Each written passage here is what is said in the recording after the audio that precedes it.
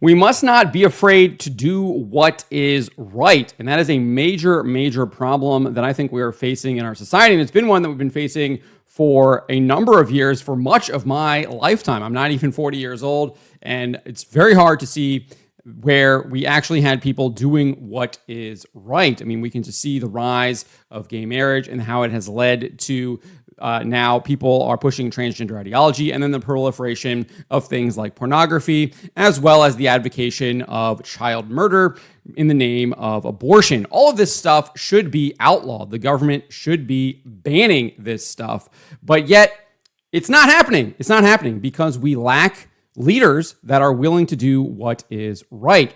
And in many cases, we have people who are actively trying to oppose the people that are attempting to do what is right. They are attempting to lead people astray from people who do want to do what is right. And recently, this new crop are being labeled the Woke Lite, and I think it is an apt label because they are indeed Woke Lite.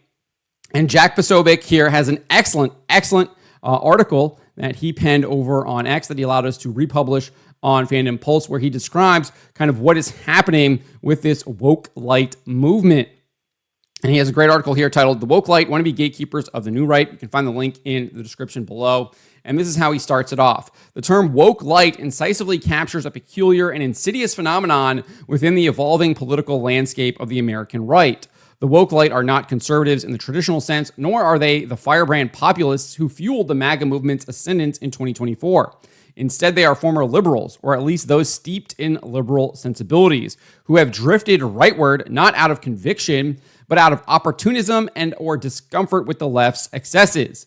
These individuals now seek to control and gatekeep the newly ascendant right, positioning themselves as arbiters of respectability while now undermining the very coalition that brought victory in 2024. And I think some of the big proponents of that are this individual, James Lindsay, right here. Jordan Peterson is also that in kind of more of the intellectual space. I think in the culture space, you see people like Smash JT, like Hypnotic, positioning themselves as this woke light, these arbiters of what is respectability. And you saw this with them defending Kingdom Come Deliverance 2 and the child sodomy that is in that game. The woke light did not build the 2024 coalition. That coalition, a vibrant, unruly alliance of working class voters, cultural dissidents, and principled conservatives, was forged through years of the crucible of grassroots energy, defiance of establishment norms, and a rejection of both progressive overreach and milquetoast republicanism. The woke light, by contrast, often stood on the sidelines or at times actively opposed this movement. Many of them, still tethered to the aesthetics and instincts of their liberal pasts, recoil at the coalition's use of power, its willingness to confront the left head-on, and its rejection of the old rules and norms of political engagement. Some even work to undermine the coalition at key moments, clinging to outdated notions of civility or bipartisanship that served only to dilute the right's resolve. And again, we're seeing this play out in the video game space. I don't remember Smash JT being there when we were fighting against Disney Star Wars. I don't remember Smash JT being there during Gamergate 1. I don't remember any of this stuff. Well, I've been doing this for a decade, and these people just show up out of nowhere last year and are now trying to claim leadership over this when they've done nothing. They've sacrificed nothing for this. So this is definitely happening. This is definitely happening. Perhaps the most damaging aspect of the woke light's influence is their aversion to wielding power against the left.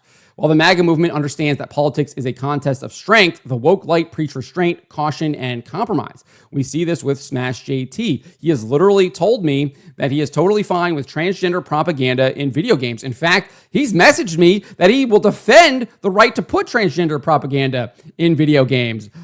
That's not even compromising. That is being on the left. What is the difference between him and Alyssa Mercante? I don't see a difference there. I do not see a difference between Alyssa Mercante defending transgender propaganda, Smash JT defending the right to put it in a game. There is no difference. There's no difference there. This is exactly what a woke light person is. They preach restraint, caution, and compromise. And we've been dealing with this stuff for my entire life. Like I said, I'm not even 40 years old, and this is what we've seen. Compromise. But what is that? What does the compromise lead to? It's always compromising with the left and leading us ever leftward, right? Oh, it's gay marriage. Oh, it's It's now you want to change your sex. Oh, it's feminism. Like, it just keeps going on and on and on and on. What is the next hedonistic level that we're going to reach, that we're going to have to compromise with, that we're going to have to accept as being normal when it's clearly not? It's because these people don't want to actually oppose this stuff. They've been psyoped by this libertarian idea that the government shouldn't actually be doing what is right and just, and any kind of use of government is somehow wrong. It's utterly ridiculous. If the government is doing something that is right and just, there's nothing wrong with that.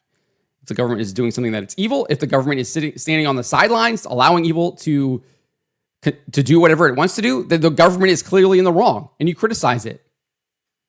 It's not just about shrinking government so it doesn't do anything. The whole purpose of government is to enforce laws. Laws that we hope are just and true. So Jack goes on and says, this creates a lopsided dynamic where the left, unencumbered by such hesitations, wielded power ruthlessly through institutions, media, and lawfare to advance its agenda unopposed. Exactly, right? If you're just sitting on the sidelines, being neutral, and you can't actually oppose it, and you're trying to gatekeep the people that are opposing it, you're actually on the left. You're on the left. By opposing efforts to match the left's intensity, the woke light effectively ensured that the right fought with one hand tied behind its back. Their insistence on playing nice was not a moral stance, but a strategic surrender, allowing the left to dominate cultural and political battles. And it's allowed them to capture numerous institutions. The woke light's attempt to gatekeep the right is a direct threat to the MAGA movement's momentum. They seek to impose their own sensibilities rooted in liberal norms of propriety, credentialism, and deference to institutional authority on a movement that thrives on disruption and authenticity. They are the self-appointed hall monitors of the new right, eager to police its tone, its tactics, and its leaders, all while lacking the vision or courage to lead themselves. And it's exactly what you see with people like Smash JT and Hypnotic in the video game space. What solutions do they offer to get rid of transgender propaganda? What solutions do they offer to get rid of woke ideology from these video games? They offer none. You can't offer any solutions when you literally say you will defend the right to put it in a video game. That's not a solution. The solution is to ban it. It's an easy, simple solution. And it should be banned because it's not free speech. It's not pointing people towards what is true and right. It is leading people to destruction. It is leading people to self-harm. Transgender ideology literally advocates for people mutilating themselves through various different forms, whether it's chest binding, whether it's literally surgery to chop parts of you off, or chemical alterations. That is not good, and it should not be tolerated. It should be banned. Their influence risks diluting the movement's clarity of purpose and sapping its energy, turning a dynamic force into a sanitized, controlled opposition that poses no real threat to the left's hegemony. Exactly. If you are literally going to be defending the right to have transgender propaganda in video games, you are a leftist. You pose no threat. You pose no threat.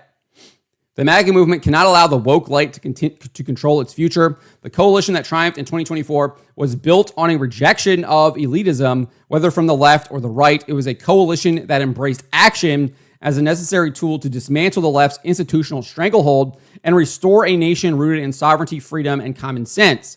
To cede control to the woke light would be to betray that coalition and its animating spirit. The path forward lies in amplifying the voices of those who built the movement, not those who seek to tame it. The woke light may have joined the parade, but they cannot be allowed to lead it. So great write-up there by Jack Posobiec.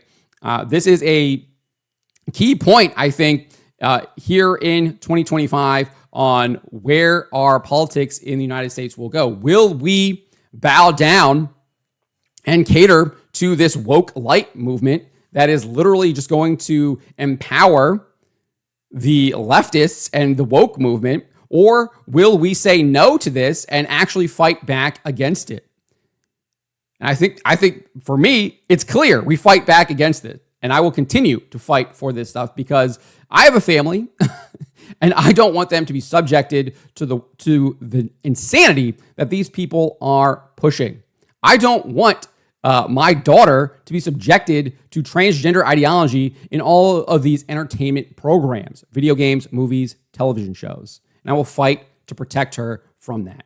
But let me know what you guys make of this. Let me know in the comments below. Remember to always be charitable, especially to each other, and to always, always speak the truth. Why would you be afraid of the people? Why are you not afraid of God instead of man?